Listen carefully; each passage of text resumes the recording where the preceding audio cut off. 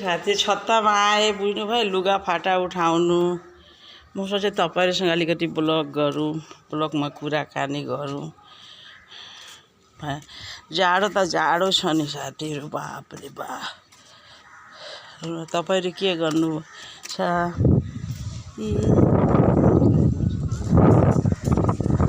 हावा खूब चल्दैछ बुझ्नुभयो हावाले गर्दा मान्छेलाई मुस्किल भइसकेको छ अहिले अझै पर्छ रे जाडो लुगा फाटा सब धुए बुझ्नुभयो के गर्ने कति कुर्ने धुए अब त धुएर मैले छत्ता जाम गएर तपाईहरु अलिकति ब्लग गरौँ तपाईहरुलाई साथ अलिकति ब्लग कुराकानी गरौँ बहिनीहरुसँग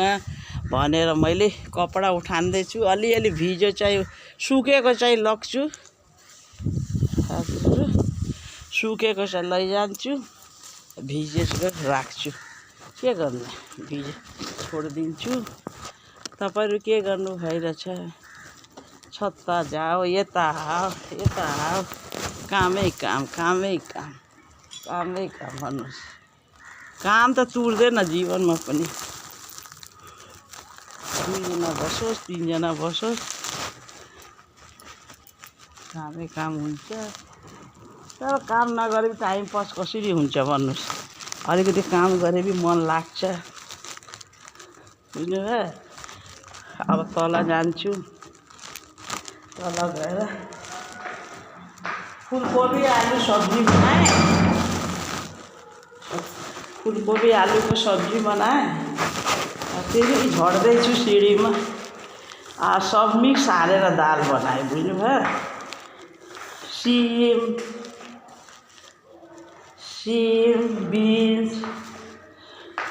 छिमी मटर गाजर हालेर भेज दाल बनाइदिए धनिया पत्ता टमाटरको सब्जी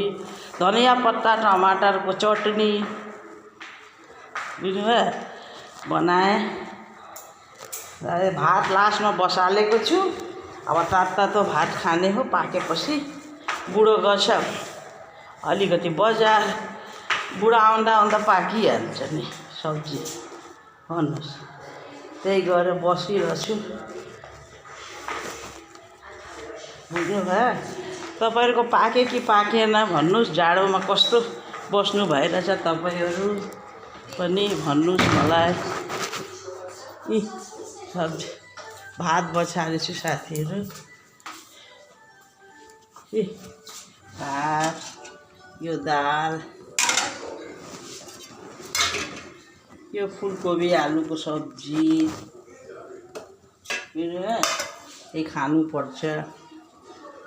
के बनाऊँ डेली जाडोमा पो त सब्जी खाने हैन मिठो मिठो सब्जी खाम बसौँ त्यही गरिरहेछु भात पकाएपछि भइहाल्छ भात पकाएर बुढो खानु मागेपछि खाने हो अब नखानु मागेपछि के गर्ने राखिदिन्छु हैन